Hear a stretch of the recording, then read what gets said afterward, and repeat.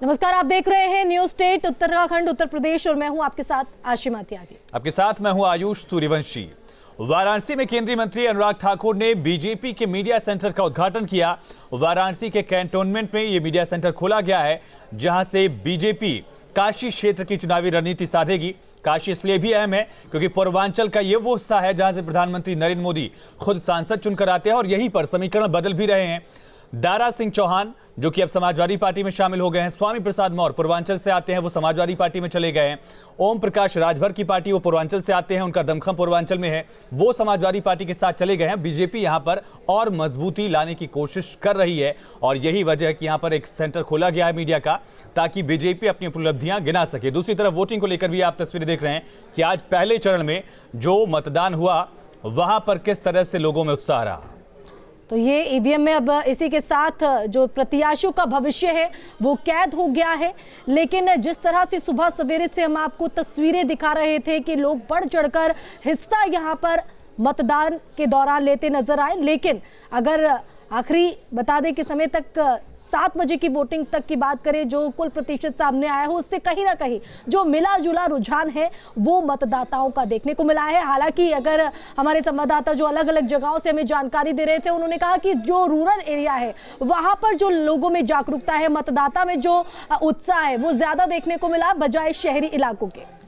बिल्कुल, और average voting देखी गई है और अमूमन यही होता है कि जो शहरी वोटर है, जैसा कि अलग अलग इनपुट्स हमारे पास सामने आए कि कई जगह ऐसी खबरें भी आई कि लोग शहर के उत्तराखंड टूर मनाने चले गए हैं, छुट्टी मनाने चले गए हैं और मताधिकार का इस्तेमाल करने में शहरी वोटर हमेशा से ही जो पीछे रहा है वो ट्रेंड इस बार भी दिखा।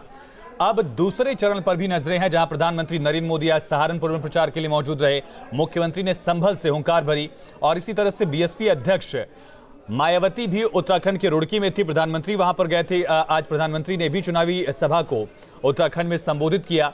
इसी तरह से राहुल गांधी उत्तराखंड के दौरे पर हैं। दूसरे चरण में उत्तराखंड की भी 70 सीटों पर चुनाव होने हैं और यूपी की भी 55 सीटें हैं। तो कुल मिलाकर ये दूसरा चरण यूपी उत्तराखंड दोनों लिहाज से ही बेहद अहम होने वाला है। और आज की अगर बात की जाए तो कई अहम चुनावी मैदान में बड़े बड़े दिग्गज रहे हैं और ऐसी सीटें भी थी जहां पर बीजेपी 2017 में जीत नहीं सकी थी, वहां पर भी जोर आजमाइश का दौर हमने देखा।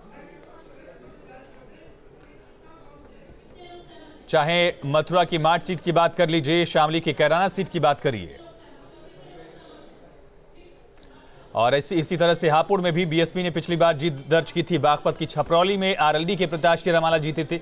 ये वो सीटें थी जो मोदी लहर में भी बीजेपी जहां जीत नहीं पाई थी और इस बार चुनावी रण में बीजेपी ने इन खास सीटों पर भी फोकस किया था, ताकि अगर किसान आंदोलन या फिर किसी मुद्दे को लेकर अगर पिछले जहां पर जीत दर्ज हुई थी एंटी इनकम्बेंसी की वजह से सीटों में डंड पड़ता है, तो यहां से रिकवर किया जा सके। जो हारी हुई सीटें थी पिछली बार वहां पर और मजबूती से चुनाव लड़ा जा सके। हालांकि यही कोशिश विपक्षी पार्टियों की भी थी। अखिलेश यादव ने जयंत यादव का साथ लिया और आरएलडी का जाट मुस्लिम समीकरण प्लस यादव और जो ओबीसी वोटर्स हैं उनको साथ लाकर विपक्ष ने, खास करके एसपी आरएलडी ने अपने समीकरण साधने की कोशिश की है। चाहे मथुरा की माठ सीट की बात कर लीजिए, शामली की कैराना सीट की बात करिए, और इसी तरह से हापुड़ में भी बीएसपी ने पिछली बार जीत दर्ज की थी। बागपत की छपरौली में आरएलडी के प्रत्याशी रमाला जीते थे। ये वो सीटें थी जो मोदी लहर में भी बीजेपी जहां जीत नहीं पाई थी और इस बार चुनावी रण में बीजेपी ने इन खास सीटों पर भी फोकस किया था, ताकि अगर किसान आंदोलन या फिर किसी मुद्दे को लेकर अगर पिछले जहां पर जीत दर्ज हुई थी एंटी इनकम्बेंसी की वजह से सीटों में डंड पड़ता है, तो यहां से रिकवर किया जा सके। जो हारी हुई सीटें थी पिछली बार वहां पर और मजबूती से चुनाव लड़ा जा सके। हालांकि यही कोशिश विपक्षी पार्टियों की भी थी। अखिलेश यादव ने जयंत यादव का साथ लिया और आरएलडी का जाट मुस्लिम समीकरण प्लस यादव और जो ओबीसी वोटर्स हैं उनको साथ लाकर विपक्ष ने, खास करके एसपी आरएलडी ने अपने समीकरण साधने की कोशिश की है।